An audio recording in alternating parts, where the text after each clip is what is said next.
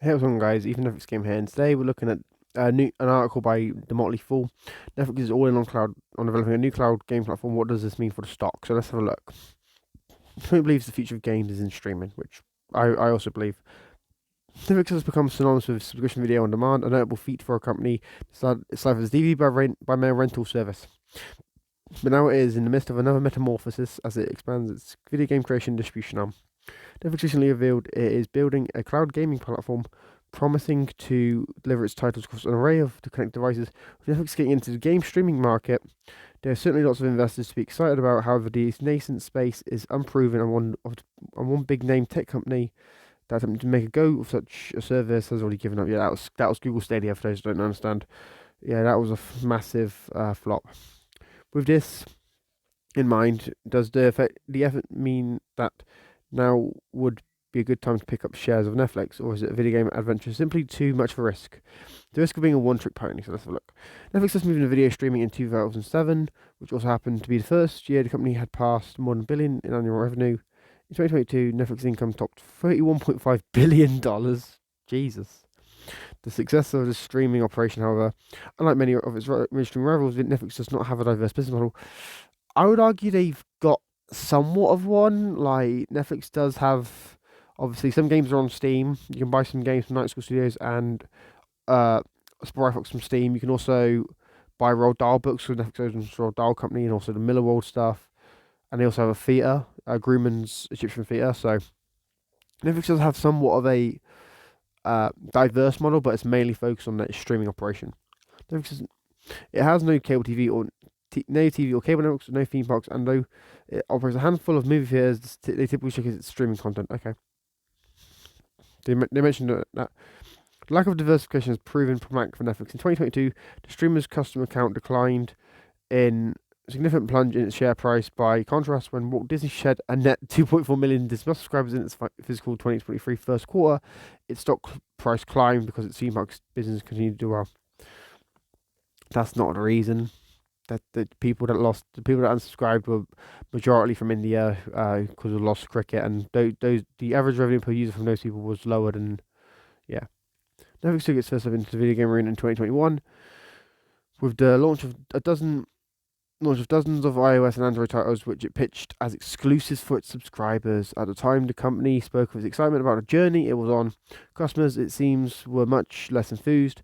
According to data made public last summer by analytics company Apptopia, fewer than 1% of Netflix subscribers will access any of its games on a daily average.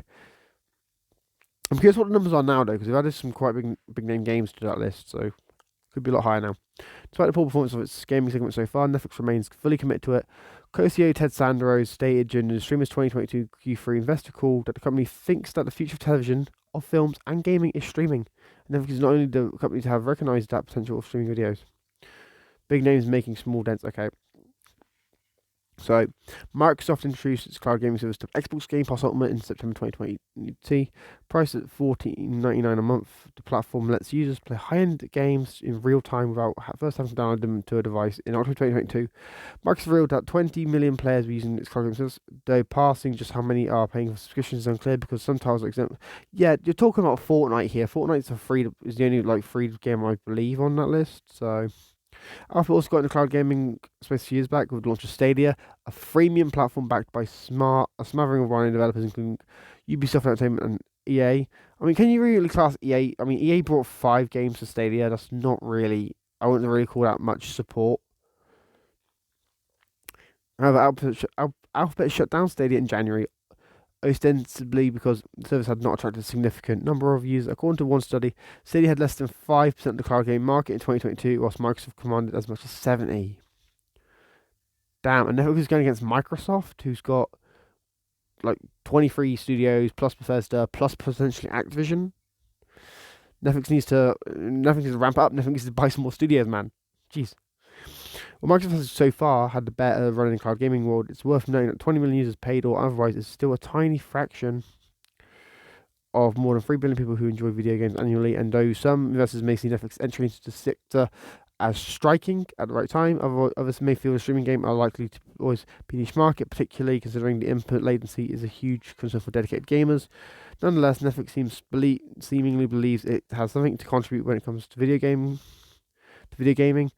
and considering the global industry is expected to be worth $372 billion in 2023, stakeholders may well be keen to see just what the streaming giant can do.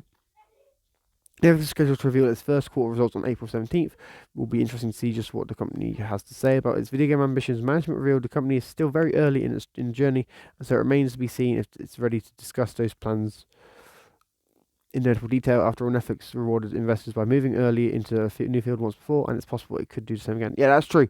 But what we need to realize is with cloud gaming, there's not many, well, there's quite a few competitors in it, but besides Microsoft, none of the others have like exclusive content. And if Netflix can make their own games and make them exclusive to the service, they do have a chance of competing. Not to mention, people don't have to drop Netflix or Game Pass; they can have both. It's a value add, it's a value add at the end of the day. And it doesn't cost Netflix games and Netflix subscribers anything extra.